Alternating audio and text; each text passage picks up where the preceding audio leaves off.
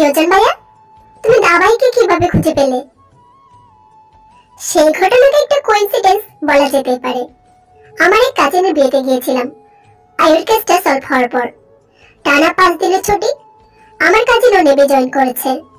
ওর বেডরুমের দেয়ালে ওদের ট্রেনিং এর পর তোলা একটা বড় সড়ো বাঁধানো গ্রুপ ফটো দৃষ্টি আকর্ষণ করে।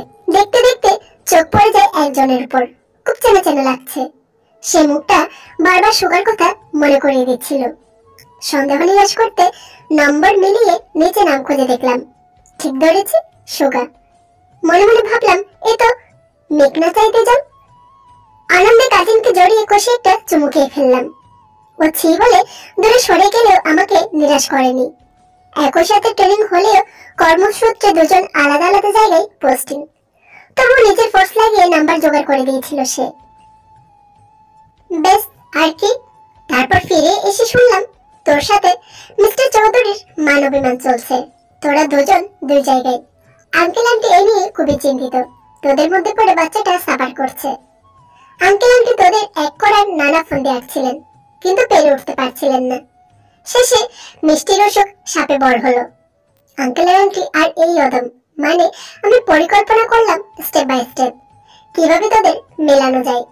পরিকল্পনা কাজ করতে শুরু করলে ঠিক হলো তোদের বিবাহ বার্ষিকীতে আবার নতুন করে তোদের বিয়ে দেওয়া হবে। তখন তারিখ জানিয়ে সুগাকে আসতে বলা হলো। এটাই হলো আমার তরফ থেকে তোদের বিয়ের গিফট। জাঙ্কুকেরটা অবশ্য এখনো বাকি আছে, পরে সুদে আসলে দিয়ে দেব। অবশ্য এখানে জাঙ্কুকে কিছুই জানতেন না, তবে একটা বই থেকে গিয়েছিল। তুই যদি কোনোভাবে বেঁকে বসিস তাহলে সব পরিকল্পনা মাঠে মারা যাবে। আমি আসবো সেটা তোকে না জানাতে বলেছিলাম, তাই কেউ জানায়নি। সুগার সিওজনের কথা শুনেতে হঠাৎ করে কেঁদে উঠল। তুই খুব খারাপ, সবাই খুব খারাপ। আমার থেকে আমার দাদাকে দূরে সরিয়ে রাখলে, জেনে শুনে আমাকে কষ্ট দিলে। আমি কারোর সাথে কথা বলবো না। দেখে আচমকা কাঁদতে দেখে রীতিমতো সবাই অবাক। জাঙ্কুক তো মনে মনে বলে উঠল, আমার কি এখন দুটো বাচ্চা সামলাতে হবে নাকি? স্ত্রীর শোক বোধহয় আমার ভাগ্যে নেই। জিমিন জাঙ্কুকের মনের কথা বুঝতে পেরে হেসে বলে উঠল, জাঙ্কুক ভাই, বেস্ট অফ লাক।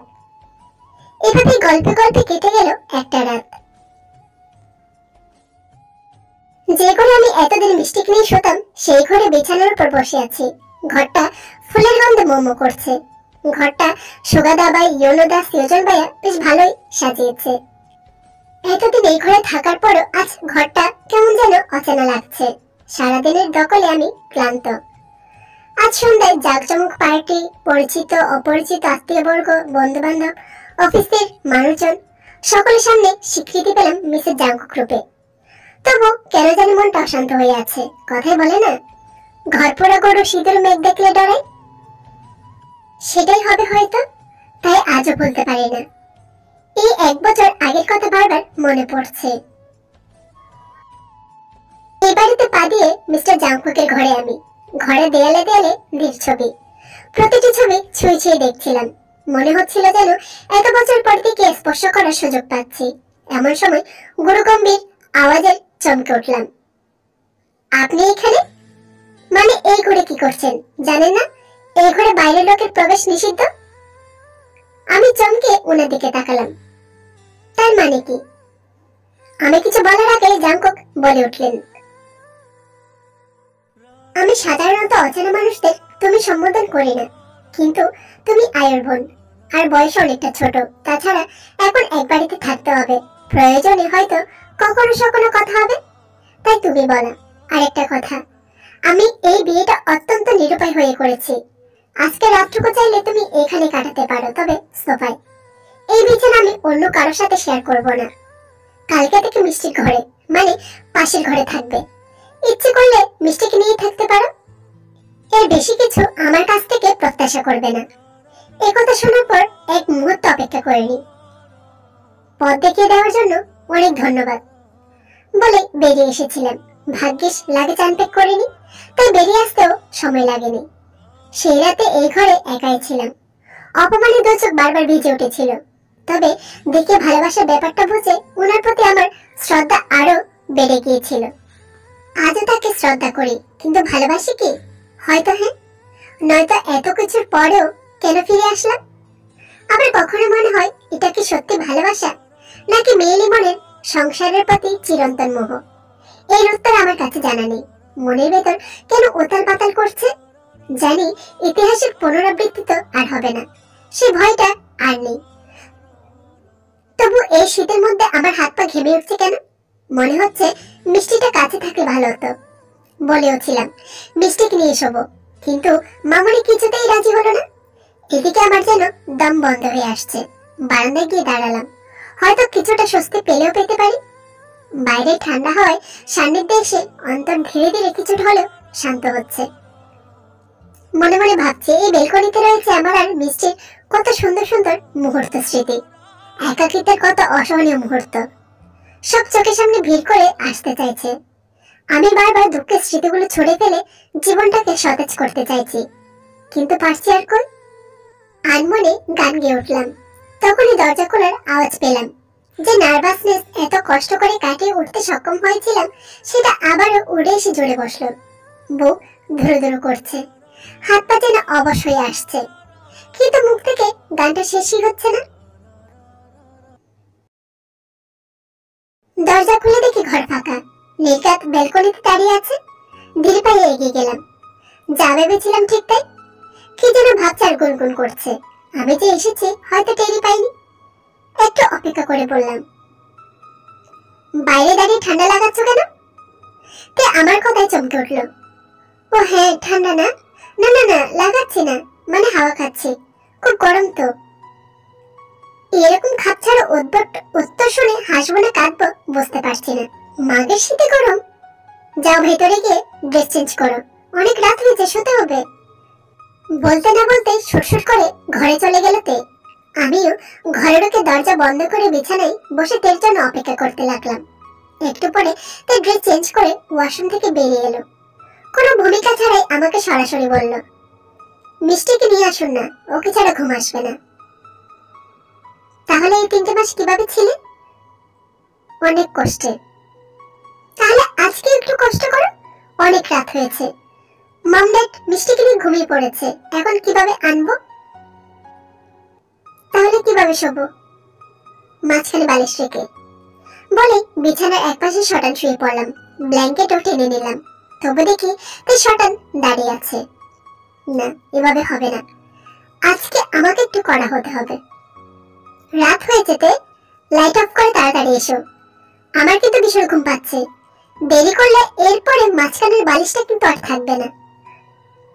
ওষুধের কাজ হলো। তে ওর চির পরিচিত ট্রাউজার আর টি শার্ট পরে বিছানার একধারে এসে শুয়ে পড়লো। আমি বাকি সব বাতি নিভিয়ে নাইট ল্যাম্প জ্বালিয়ে ওর গায়ে ভালো করে কম্বল দিয়ে দিলাম। ক্লান্তিতে আমার দু চোখ ঘুমিয়ে পড়লো। অন্য ঘরে মিষ্টি নিশ্চিন্তে ঘুমালেও বৃদ্ধ দম্পতির চোখে এখনো ঘুম নেই। দুজনে এই নতুন দাম্পত্য সম্পর্ককে নিয়ে নানা চিন্তায় মগ্ন। জানো আরেম, আজ জাঙ্কুককে ওরা আগের রুমে দেখেছিলাম। কি জানি মনে কি এখনো দ্বন্দ্ব আছে নাকি? এভাবে হবে না গোবিন্নি, এভাবে হবে না, অন্য কিছু চিন্তা করতে হবে। আমার মনে হয় আমরা আশেপাশে থাকলে ওরা দুজন দুজনকে নিয়ে কখনোই ভাববে না। ওদের দুজনকে আলাদা করে ছাড়তে হবে। আচ্ছা, ওদের হানিমুনে পাঠালে কেমন হয়? তুমি কি ভাবছো? আমরা বলবো আর ওরা নাচতে নাচতে চলে যাবে? হাসালে গোগিন্নি। তাহলে তো বলতে হয় তুমি এখনো ওদের চেনোইনি। তুমি যা ভাবার ভাবতে পারো, তবে আমার ভাবা হয়ে গেছে। আমাদের কথা ওরা রাখবেই না, কিন্তু এমন একজন বলবে যার অনুরোধ ওরা ফেলতেই পারবে না। ওদের তো হানিমুনে যেতে বাধ্য। তারপর দুজনেই হেসে ঘুমের দেশে পাড়ি দিল। খুব সকালে ঘুম ভেঙে গেল। সারা রাত এক অদ্ভুত অস্বস্তিতে কাটিয়েছি। ঘুমে ধরলেও ঠিক মতো ঘুমাতে পারিনি। ফ্রেশ হয়ে বাইরে এসে দেখি এখনো কেউ ওঠেনি। সারা বাড়িতে এক অদ্ভুত নিস্তব্ধতা বিরাজ করছে। আমি তো আর এ বাড়িতে নতুন নই। রান্নাঘরে গিয়ে গ্রিন টি বানিয়ে বেলকনিতে চলে আসলাম। শীতের সকাল, কুয়াশা ভেদ করে আস্তে আস্তে সবকিছু জেগে উঠছে। চোখে রোদ পড়তেই ঘুম ভাঙল। চোখ খুলে দেখি ফুলে সাজানো বিছানায় শুয়ে আছি। মনে পড়ল কাল রাতে তো আমাদের ফুলসজ্জা ছিল, মানে অভিনব ফুলসজ্জা, যেখানে ফুল সাজানো বিছানায় দুইজন দুই ধারে ঘেঁষে শুয়েছিলাম। মাঝখানে প্রাচীর তৈরি করেছিল নাদুস নুদুস পাশ ভালিশখানি। তে তো শুতেই চাইনি, জোর করা হয়েছিল। তারপরেও বারবার এপাশ ওপাশ করেছে। কি সমস্যা কে জানে। একবার তো জিজ্ঞাসাও করেছিলাম, কিন্তু কোনো সদুত্তর পাইনি। হয়তো এক বিছানায় আমার সাথে ঘুমাতে অসুবিধা হচ্ছিল। যদি উত্তরটা সেটাই হয় তাহলে কি হবে ভেবে আর বেশি ঘাটাইনি। উঠে বিছানা গুছিয়ে নিলাম। এই কাজটা অনেকদিন ধরে নিজের হাতে করা অভ্যাস, আগামীতেও সেটা বজায় থাকবে। নিচে নেমে দেখি সবাই চায়ের আড্ডায় মশগুল। তাই তো একটু পর পর হাই তুলছে। রাতে ঠিক করে না ঘুমানোর ফল। কি রেতে এত হাই তুলছিস কেন? চোখ দুটো তো লাল হয়ে আছে। তুই মনে হয় সারা রাত ঘুমাতে পারেনি। ঠিক বলেছ গো, কয়েকটা রাত তো ঠিক করে ঘুমাতে পারিনি। আবার তো কাল রাতে আরো ঘুম হয়নি। কেন গো ননদিনী, কাল সারা রাত কি করেছিলে? আর বলো না, কিছুতেই দু চোখের পাতা এক করতে পারলাম না। কেন গো, আমাকে অন্তত বলো। আমি যেহেতু তোমার বউদি, সব আমাকে কিন্তু খুলে বলতেই পারো। আরে সেরকম কিছুই না, আসলে পুরনো একটা অভ্যাসের পরিবর্তন আনতে গিয়ে ওই আর কি। সেটা গত এক রাতেই পরিবর্তন হয়ে গেল নাকি গো? গতিটা বেশ ভালো। দুর্ঘটনা মনে হয় দ্রুতই ঘটবে। মনে হচ্ছে তাড়াতাড়ি আবার আসতে হবে। ওদের কথাবার্তার অন্তর্নিহিত অর্থ তুই তখনও বুঝে উঠতে না পারলেও আমি বুঝতে পারছিলাম।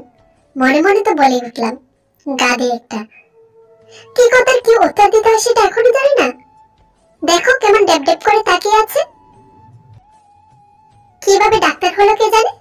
আর বাকি সবাই তো মুচকি মুচকি হাসছে। কি বলছো গো বৌদি ভাই, কিসের পরিবর্তন আর কোন দুর্ঘটনা? আবার গাদের মতো উত্তর দিল। এবার মনে হয় আমাকে মাঠে নামতে হবে, না হলে সকলের সামনে আমার নাক কান কাটা যাবে। আর ওদের কথাবার্তা যেভাবে লাগাম ছাড়া শুরু হয়েছে, তাতে করে তেকে ছেড়ে আমার ঘরে আসতে বেশিক্ষণ লাগবে না। এই মিষ্টির খাওয়া তো শেষ হয়ে গেছে, আমি মিষ্টিকে নিয়ে ঘরে যাচ্ছি। আমার জন্য এক কাপ কফি বানিয়ে তাড়াতাড়ি এসো তো। ভাই তুমি এখন ঘরে গিয়ে কি করবে? আমার একটু কাজ আছে বৌদি ভাই। তাছাড়া কাল সারাদিন মিষ্টিকে ঠিক মতো সময় দিতে পারেনি। আমার বেশি সময় লাগবে না, তোমরা ততক্ষণ গল্প করো।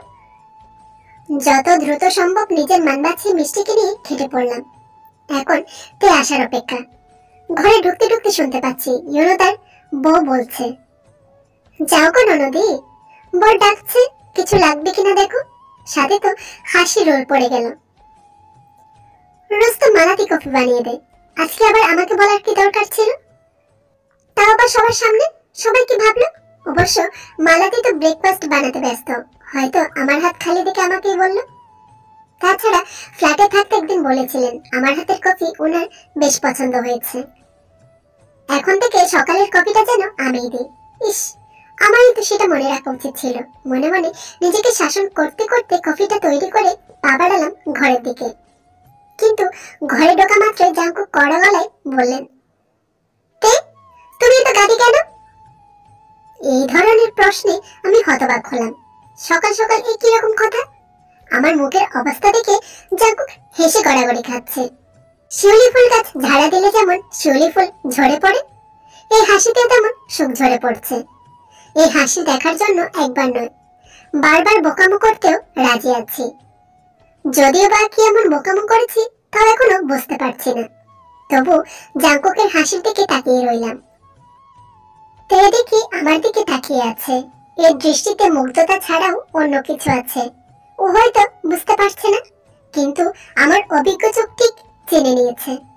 আমি তের দিকে এগিয়ে গেলাম, কফির মুখটাও ওর হাত থেকে নিয়ে নিলাম। ঠান্ডা কফি খাওয়ানোর প্ল্যান করছো নাকি তে? তা কেন, কিন্তু গাদি বললেন কেন?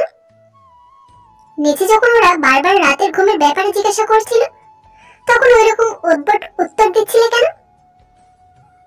আমি তো যা সত্যি তাই বলতে চাইছিলাম, কিন্তু ওরা তো কিছুই শুনলই না। তার উপরে কি সব বলছিল। তোমার বলা আর ওদের ধরে নেওয়া ধরনের মধ্যে কতটা তফাৎ আছে আচ্ছা বুঝো। কেন? ওরা অন্য কিছু ভাবতে যাবে কেন? ওহ মাই গড, কাকে কি বোঝাবো আমি? ওরা তো ভেবেছে। কি ভেবেছে? ইয়ে মানে ওরা ভেবেছে কাল যেহেতু আমাদের ফার্স্ট নাইট ছিল তাই আমাদের মধ্যে কিছু হয়েছে, মানে ওইসব আর কি। লজ্জায় মাথা নিচু করে নিলাম। সরি, আমি তো ভুলে গিয়েছিলাম। আর আপনি বা কিছু বললেন না কেন? আপনার তো কিছু বলার উচিত ছিল। সাদে কি আর কাঁদে বলি? ওখানে কথা বলে আমার ইজ্জতে 12টা বাজানোর ইচ্ছা আমার ছিল না। এখন থেকে কেউ কিছু বললে বুঝে শুনে উত্তর দেবে। হুম, মানে ব্রেকফাস্টের সময় হতে চললো, নিচে আসুন বলেইতে দ্রুত পালিয়ে গেল। লজ্জা পেয়ে গেছে পাগলিটা। ওর পালানো দেখে না হেসে পারলাম না। তাই চলে যেতে মিষ্টিকে নিয়ে বসলাম। উদ্দেশ্য খেলার ছলে একটু পড়ানো। কিছুদিন পর স্কুলে দেবো ভাবছি, দেখি তা কি বলে।